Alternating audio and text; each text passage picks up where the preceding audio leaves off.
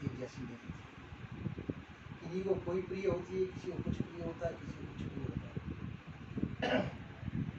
मन में ये विचार कर लें, प्रिय और अप्रिय ये दोनों मन के विषय हैं। दोनों प्रिय भी मन को ही लगता है, अप्रिय भी मन को लगता है। यदि मन, जब तक मन के प्रभाव से हम प्रभावित रहेंगे,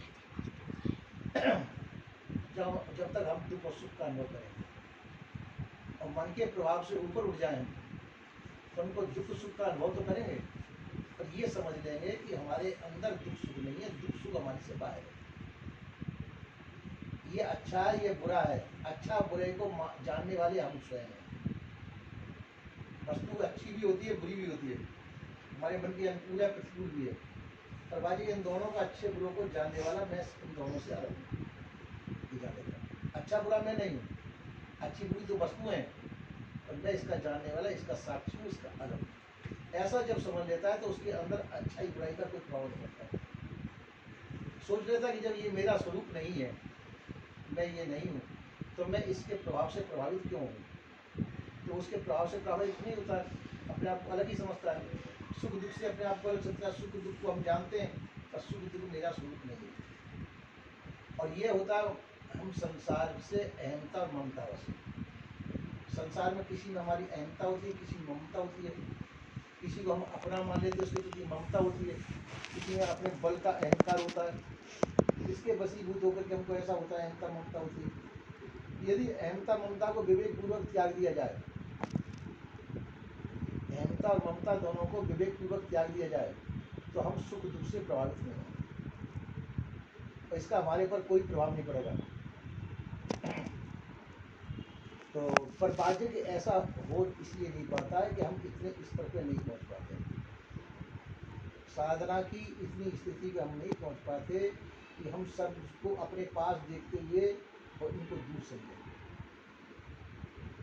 संसार हमारे पास में है, हमारे सामने हो रहा है सबके, और फिर हम उसको नजरअंदाज कर सकें, इतनी स्थिति, इतनी क्षमता सब में नहीं होती, इतनी क्षमता सब में नहीं होती है। जैसे थोड़ी देर के लिए समझो आपका बहुत बड़ा परिवार है, संबंधी लोग हैं, तो संबंधी लोग हैं, यदि मान लो किसी प्रकार से किसी को कष्ट पहुंचता है, तो विचारवान व्यक्ति ये सोचेगा कि इस समय हम इसको आवश्यकता सेवा की है, तो सेवा कर लो। यदि आप भी उसमें दुखी हो जाएंगे, आप पहले बेहोश हो जाएंगे, उसकी सेवा कैसे कर पाएंगे? वो तो दुखी है, उसके दुख को देख करके आप गैर होश हो जाएं, उस समय पर उसके दुख को देख नहीं सकें, इतनी क्षमता आपके अंदर नहीं है, तो उसकी भी सेवा नहीं बन पाई और आपको भी संभालने के लिए तीसरा व्यक्ति लगेगा। उस समय तो आवश्यकता है कि उसको संभालने की आवश्यकता है, उसके दुख को देख करके गैरोस होने की आवश्यकता नहीं है। तो उस समय आवश्यकता ऐसी होती है। इसी प्रकार से हमको चाहिए, संसार में जो कुछ हो रहा है वो होगा ही होगा। मौन हार सो ही तन होई, ताय मान जो गाय रोई, मौन हारे वो होके रहेगा, अनहोनी कभी हो नहीं सकती है। तो उसको मान करके हम दुखी सुखी होकर के रोएं क्यों? जो संसार के जो नियम है, उस नियम के अनुसार सब चीज होनी है, वैसी होगी होगी। हमको तो साक्षी होकर के उसका सदुपयोग और दुरुपयोग करना चाहिए। किसका सदुपयोग करते हैं, कितना दुरुपयोग करते हैं, ये विवेक के ऊपर निर्भर करता है। हम अपने विवेक के अनुसार उसका सदुपयोग और दुरुपयोग कर सकते हैं, पर बाधिक उसको अपना स्वरूप न समझें। सुख भी हमारा नहीं है, दुख भी हमारा नहीं है। सुख और दुख दोनों मन की मान्यता है। जो मन से ऊपर उठ जाता है वो सुख दुख की मान्यता से ऊपर उठ जाता है, न सुख से प्रभावित होगा न दुख से प्रभावित होगा, और दोनों से प्रभावित न होकर के वो अपने आप अपने घर में आ जाएगा वो। क्योंकि संसार सुख और दुख की अनुभूति है।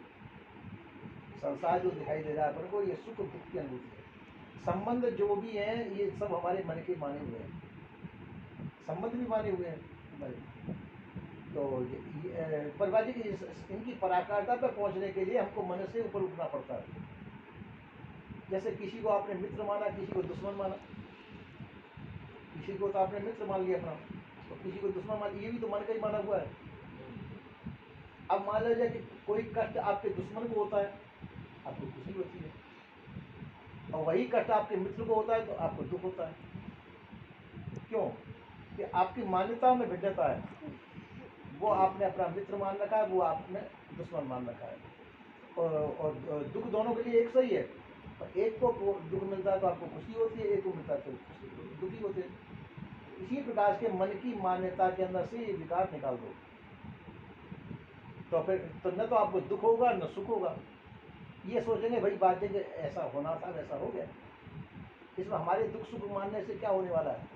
हमारे अपना तो कर्तव्य इतना है कि यदि हो सके तो अपनी सहायता प्रदान कर देना चाहिए। कोई दुखी व्यक्ति है तो उसके दुख में उसकी सहायता कर दो, उसकी जो सेवा बनती है वो सेवा कर दो। पर तुम्हारे दुख मानने से या सुख मानने से कुछ होने वाला नहीं है। पर तब भी अपना एक मानवीय कर्तव्य होता है कि हमारा कर्तव्य है कि इस समय पर जो कुछ सेवा बनती हो सेवा कर देनी चाहिए। अब आप कहेंगे कोई हमारा शत्रु है तो उस समय शत्रु और मित्र की भावना को छोड़ देना चाहिए।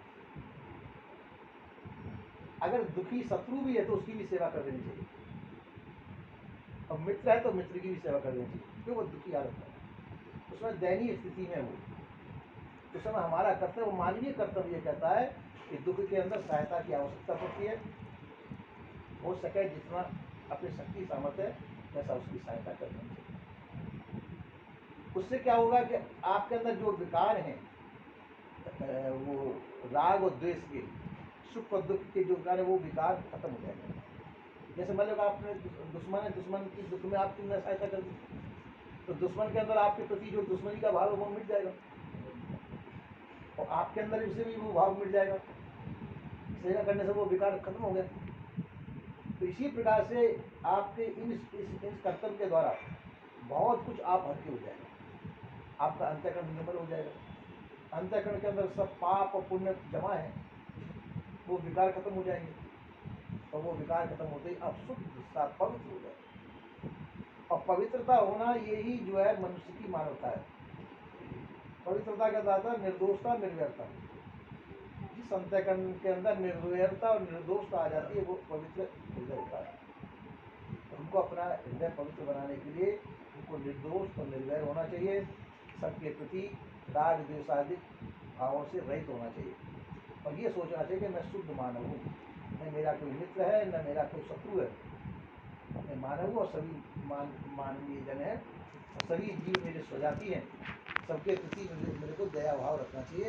ऐसे भाव में हमको संसार में रहना चाहिए। तो इससे क्या होगा, आप जो है कि ये सांसारिक भौतिकता से आप ऊपर उठ जाएंगे। साधना स्थिति में आप इस भौतिक स्तर से ऊपर उठ जाएंगे, और भौतिक स्तर से ऊपर उठ करके आपको ऐसा महसूस होगा कि भाई बात है कि संसार क्या है और मैं क्या है। संसार तो नीचे धरती पर है और मैं ऊंचे स्तर पर पहुंच गया, तो आपकी वो दुर्बलता जो है, मानसिक दुर्बलता, वो मिट जाएगी। और मानसिक दुर्बलता मिट जाने पर आपको परम सुख शांति की स्थिति मालूम पड़ेगी। ये भौतिक नहीं, भौतिक सुख शांति का कोई महत्व नहीं है। भौतिक सुख शांति तो मिटती है, कटती है, कुछ भी होगा, और जो आध्यात्मिक सुख शांति आपको महसूस होगी वो बहुत बड़ी चीज है।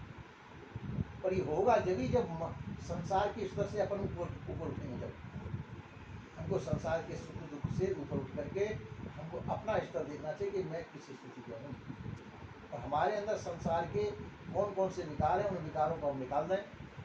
इन विकारों को निकालने पर हम जो है सुखी हो सकते हैं। और विकार हम जो है अहमता ममता के वशीभूत होकर के उन विकारों को नहीं निकाल पाते, इसलिए सुख दुखी नहीं होते, वो हम इससे परे नहीं हो पाते हैं। क्योंकि वो मेरा दुश्मन है, वो मेरा, उसने मेरे से ऐसा कह दिया था, उसने मेरे से ऐसा कह दिया था, ये भाव हमको कचोटते रहते हैं।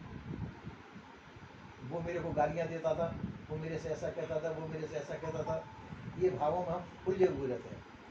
और इन भावों को यदि हम निकाल दें तो हमारा मन पवित्र हो जाएगा, हम शुद्ध हो जाएंगे, साफ हो जाएंगे, और जब सुखी जीवन देंगे। पर ये विकार निकाल दें तो निर्दोष और निर्वैर हो जाना ये बहुत बड़ी चीज़ है।